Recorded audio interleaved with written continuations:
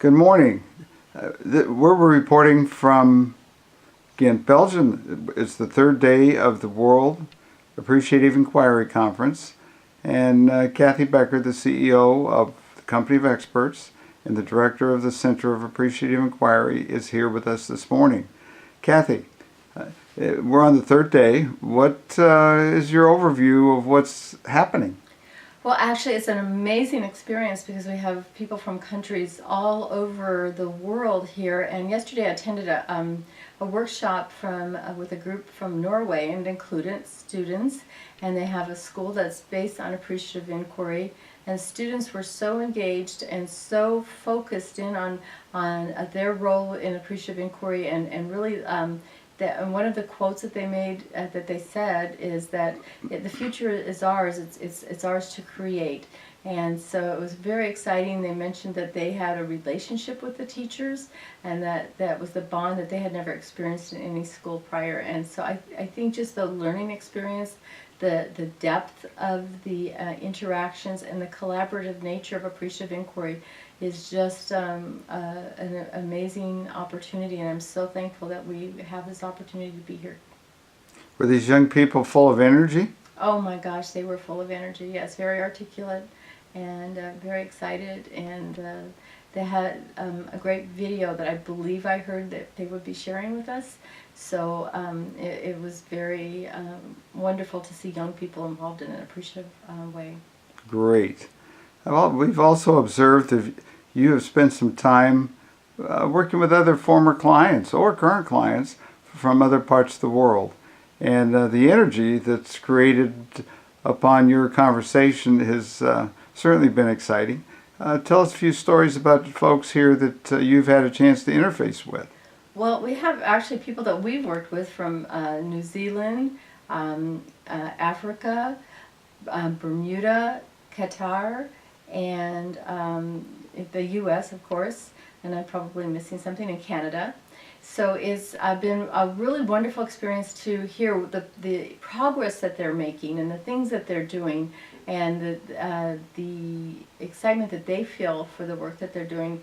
And so I think one of the parts that's really exciting for me is the group of people that we worked with in Nairobi last year, who we went through a training with, and the work that they're doing moving out this year with the projects that are either, one is they've changed all of their hiring processes and their questions and a lot of their HR forms already, so that they're really more appreciative, really looking for people whose value is related to the values that they have, that they identified last year, and that so that was very exciting. And then we're also here with the people we worked with at Bibb County Schools, and to listen to some of the work that they've been doing and how interested they are in gathering information from schools here in Belgium. They visited schools here, and actually to see what the commonalities are, what they can maybe take away to help them as they work to transform the educational system there. And so that has been really, really interesting, and to also see how education is really going to be where we can transform the society that we want. And I think that was a call from David Cooper Ryder in day one, is what society do we want? How do we want to create that future? And so that the time is really now for us to do those positive things that we're already doing, but how do we rescale that? And many of us are doing it on micro levels. We're doing small things, which is really, really important, but as much as we can to share those with other people. And I think that's one of the things that I'm learning this week.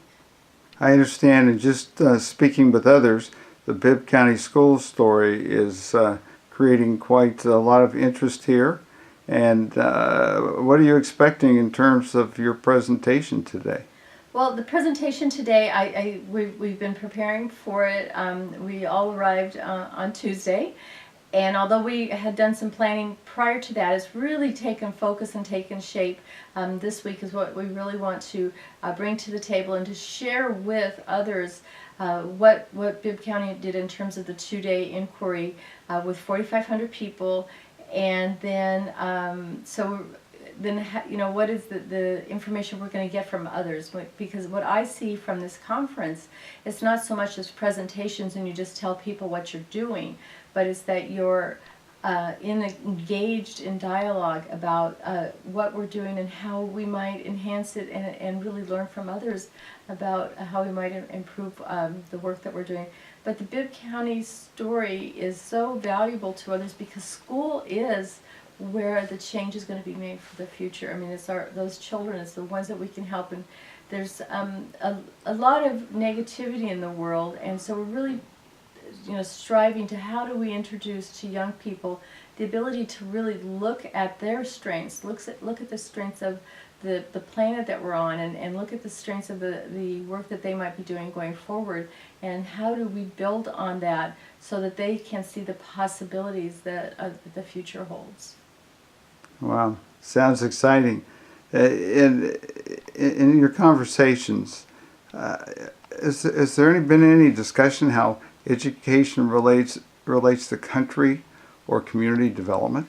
Well, I think what we've heard prior to coming here and this week and the discussion is that in order for our communities to thrive, that education is that core that puts them all together, that brings them together. If you have a strong educational system, you'll be able to bring businesses in, you'll be able to have more of a creative and innovative element to the life, just by the very fact that you can increase those opportunities for students and you can engage them. So I think the discussion has been really very focused, and I interviewed someone yesterday for our continuing video log, and he reminded me that that at the very beginning the discussion has been how important, how valuable educational systems are in the world. It's not just in the United States, because we're here for Bibb County Schools, which is in the U.S., but for the world, because education is a strong component to our societies moving forward in a progressive way. We're no longer just one small city in a small rural area in Georgia. We're a universe of connectivity, and some of us who are of an age where we, remember when we did not have mobile phones and we did not have computers. But the students of today, I mean, they are living in a world that is moving exponentially faster than ours ever did, but that they're connected, that their ability to have dialogue with a person on the other side of the world who speaks another language, and how do we help them so that those conversations are really developing into a much more positive and just world. As this conference in the next few days comes to a close, between now and then, if you had any wishes, what might they be? Well, I think my wishes would be that, first of all, our presentation today is just going to go awesome, and so I think that's probably my first personal wish.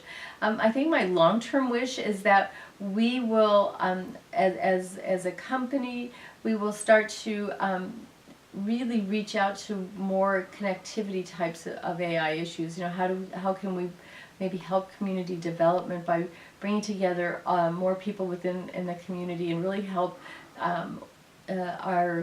maybe even start with our own local cities. What can we do to help them have conversations with education and business, nonprofits, churches? And I think people think that they have those conversations already, but once we do an inquiry with them, then they realize that they've never really gone deep into the conversations. They don't really understand each other. So I'm hoping that we can bring those together, and then not just the inquiry, but really the ongoing work where they strive to develop the change in culture, the change in terminology, the change in words. So I heard in one of the workshops yesterday that it's really the words, and if we want to make change, we need to change the words that we use. And I think that's actually probably much easier than we ever anticipated. So as we are just moving in our realm of wherever we are, if we can change those words and start to model them, and start to just give people other ways to change the words that they use so that they can start to change. I think that's my wish, that we will be able to do that in a small way and a very large way. So it's up to us. It is up to us. Any parting comments you might have? I think the only parting comment that I have is that I'm so honored to be in this field, and I'm honored to meet the people who come forward. I mean, I know we share information, but it's also I want to bring in people with diversities of ideas, maybe people who have a difference of opinion, and try to bring those together so that we will be able to share common goals. And I think that as we move forward, and as we start to become better facilitators ourselves, and better practitioners, and more skilled, and it really does take practice. It takes it's not something that just happens one day, but it's as a person or as a facilitator of appreciative inquiry, it is a practice. It's a mindful intention. It's deliberate. We deliberately use words. It's not just going to happen. So it's we really have to set that intention. And how are we going to use those words? How are we going to help others become the best that they can be?